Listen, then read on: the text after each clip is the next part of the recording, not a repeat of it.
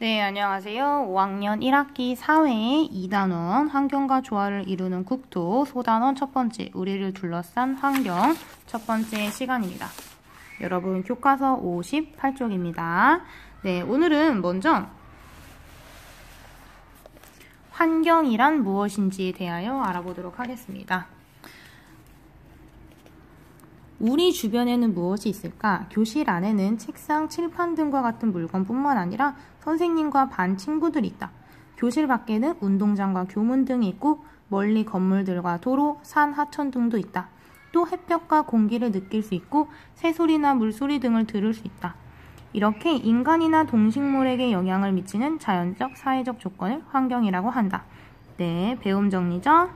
인간이나 동식물에게 영향을 미치는 자연적, 사회적 조건을 환경이라고 한다. 네, 첫 번째 줄에다 정리해 주시고요. 거기에 이제 밑에다가 예시를 써주세요. 환경의 예시. 어떤 것들이냐면은 첫 번째 예시, 교실에 있는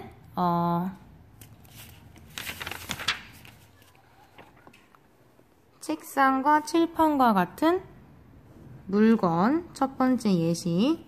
선생님과 반 친구들 같은 이런 사람이죠. 사람이 두 번째 예시.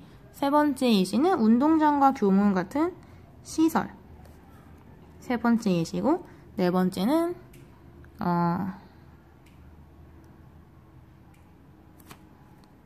산, 강, 햇볕, 공기와 같은 자연 환경. 그럼 뭐 건물들과 도로는 뭐라고 하면 될까요? 이런 시설과 관련이겠죠? 건물과 도로는 시설 또는 인간이 만든 환경이라고도 합니다. 인간이 만든 환경. 이 안에 뭐 칠판, 책상 이런 거 다 들어가 있긴 하지만요. 네, 이렇게 먼저 환경의 뜻을 써주시고 그 밑에다가 예시, 환경의 예시를 써주세요. 자, 그 다음에 민우와 현서가 생활하고 있는 환경을 살펴보고 공통점과 차이점을 이야기하여 봅시다. 네, 정리할 때는요. 인간이 생활하고 있는 환경의 공통점과 차이점이라고 먼저 제목을 써주세요. 그리고 밑에다가 처음에 공통점을 쓰겠죠? 공통점. 자, 한번 찾아봅시다. 먼저 민우 이야기 볼게요. 민우는 대도시의 아파트에 산다. 민우는 도시에 사는 친구군요. 민우네 가족은 아버지, 어머니, 동생, 그리고 민우까지 4명이다. 도시는 건물과 자동차가 많고 복잡하다. 도시에는 여러 시설이 있어 편리하지만 아름다운 자연을 느끼기는 힘들다. 그래서 민우네 가족은 집 근처의 공원을 자주 찾는다. 공원에는 나무가 많고 잔디밭이 있어 조금이나마 자연을 느낄 수 있기 때문이다. 네, 민우 이야기였고요. 뒤에 넘겨서 보시면 현서 이야기가 또 나옵니다. 읽어볼게요. 민우의 사촌인 현서는 작은 어촌 마을에 산다. 작은 어촌 마을이니까 시골이겠죠? 현서는 시골에 사는 친구네요.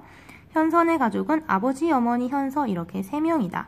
현선의 집에서 조금만 걸어 나오면 바다가 있고 현선의 집 뒤쪽으로는 낮은 산이 있다. 현선은 친구들과 바닷가 주변에 사는 동식물을 찾아보는 것을 좋아한다. 하지만 현선의 마을에는 편의시설이나 문화시설이 거의 없어서 영화를 보거나 책을 사려면 1시간 가까이 차를 타고 시내로 나가야 한다. 자, 이 두 친구의 환경의 공통점은 뭐가 있을까요? 네, 먼저 공통적으로 나오는 얘기가 가족이 있다는 이야기가 나오지요. 공통점 첫 번째는 자리가 좀 부족한데요. 가족이라는 공동체 안에 살고 있다. 자, 이렇게 정리를 하는 거예요. 공통점 첫 번째, 가족이라는 공동체 안에 살고 있다. 공통점 두 번째는 주변에 여러 환경이 있다는 거지요. 주변에 자연 환경과 풀, 나무, 공원에 있는 나무, 잔디밭 이런 건 자연 환경이에요. 근데 건물, 자동차 이런 거는 인간이 만든 환경이겠지요. 자연 환경과 인간이 만든 환경이 함께 공존한다. 공존한다는 건 그냥 함께 존재한다는 뜻이에요. 민우 이야기에서는 건물, 자동차, 여러 시설 이런 것들이 인간이 만든 환경이고 나무, 잔디밭 이런 거는 자연 환경이라고 볼 수 있겠죠. 그리고 현서 이야기에서 보면은 바다, 산, 동식물, 동물과 식물을 합쳐서 동식물이라고 하죠.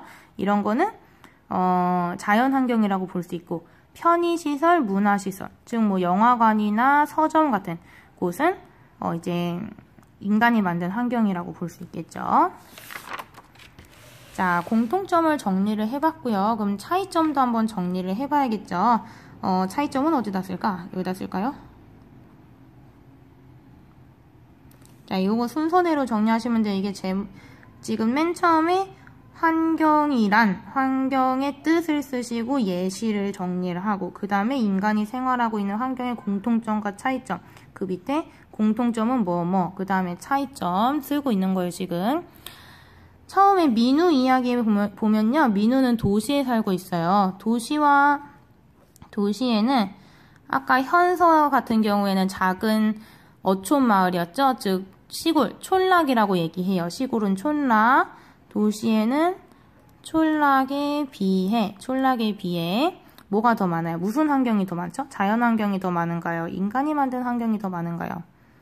그렇죠? 인간이 만든 환경이 많다. 차이점 두 번째는 뭐겠어요? 촌락에는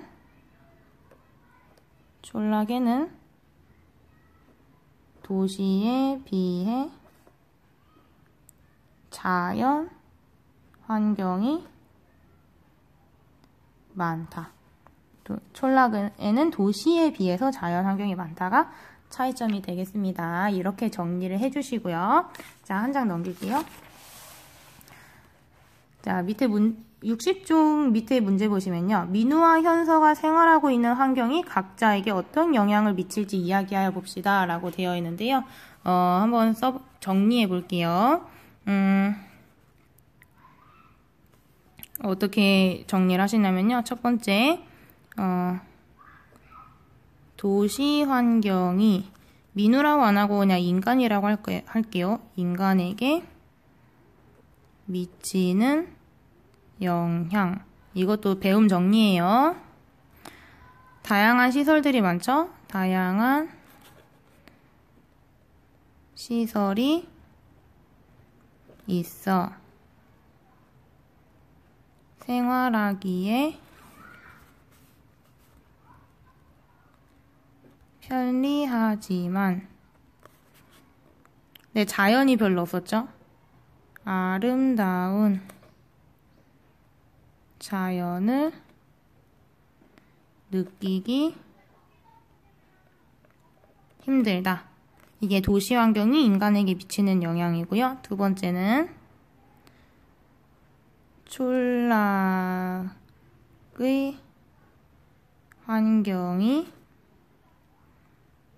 인간에게 미치는 영향은 자연 환경이 많죠? 산, 바다 등 주변의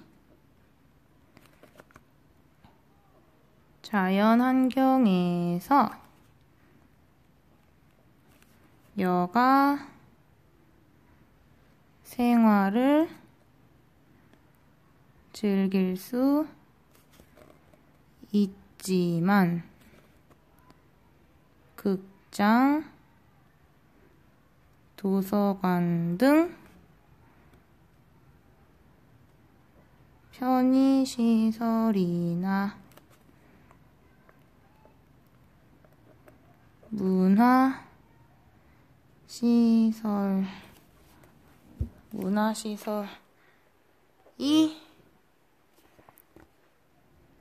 자, 이거 연결해서 쓸게요. 부족하여 불편하다 라고 정리를 하시면 되겠습니다.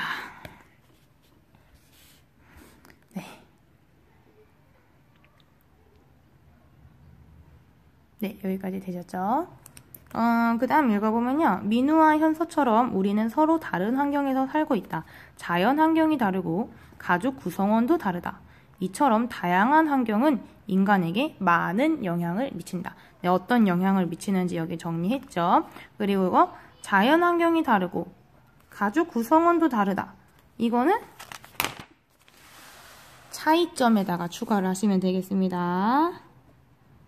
자연 환경이 다르다. 가족 구성원이 다르다. 이렇게 추가하시면 되겠습니다. 다음 61쪽 볼게요. 민우가 살고 싶은 곳은 도시의 편리한 환경과 아름다운 자연 환경이 조화를 이루는 곳이다. 이러한 곳은 인간이 자연 환경을 변화시켜야 만들 수 있다. 인간은 환경에 영향을 미치면서 살아간다. 우리가 환경에 영향을 받는 것뿐만 아니라 우리도 환경에 영향을 미친다는 이야기지요. 그러니까 우리는 서로 영향을 주고받고 있습니다. 인간과 환경은 서로 영향을 주고받고 있습니다. 자, 요거는 이렇게 시작을 하면 되겠네요. 인간과 환경은 서로에게 어떤 영향을 미치는가? 질문을 먼저 쓰시고 그 밑에다가 이제 쭉 정리를 하면 되겠어요. 이 밑에다가 처음에 쓸 내용은요. 교과서 밑에 보시면은 이거 인간은 환경과 영향을 주고받는 관계이다. 이거 처음에 들어가고요. 인간은 환경과 영향을 주고받는 관계이다. 우리가 환경으로부터 영향을 받기도 하고 또 우리가 환경에게 영향을 미치기도 하지요. 뭐 쓰레기를 많이 버려서 환경을 오염시킨다든지 이런 거는 다 우리가 인간이 환경에게 영향을 미치는 경우라고 볼 수 있겠습니다. 다음에 환경은 스스로 정화하고 균형을 유지할 수 있는 능력이 있다. 환경은 스스로 정화하는 능력이 있네요. 자, 이렇게 인간은 다양한 환경이 서로 영향을 주고받으며 조화를 이룰 수 있도록 배려해야 합니다. 라는 거 두 번째 줄에다가 써주세요. 환경은 스스로 정화하고 균형을 유지할 수 있는 능력이 있는데 우리 인간들이 이런 너무 쓰레기를 많이 버리면 이 정화하는 능력을 아예 잃어버려요. 그러니까 환경이 스스로 정화할 수 있는 범위 내에서 우리가 환경과 조화를 이룰 수 있도록 배려를 해야 한다는 내용입니다. 네, 그러고 마지막에 이거 한 줄 더 이렇게 화살표 해가지고 다양한 환경은 서로 밀접하게 영향을 주고받는다. 라고 화살표 찍찍 이렇게 화살표 마지막에 화살표 쭉 해주시고요. 예를 쓸 거예요. 예 1. 이거 두 번째 질문. 어떤 영향을 미치는지 예를 들어 이야기하여 봅시다. 라고 되어 있죠? 선생님이 예를 하나 들어보면요. 공기가 있어서 사람들이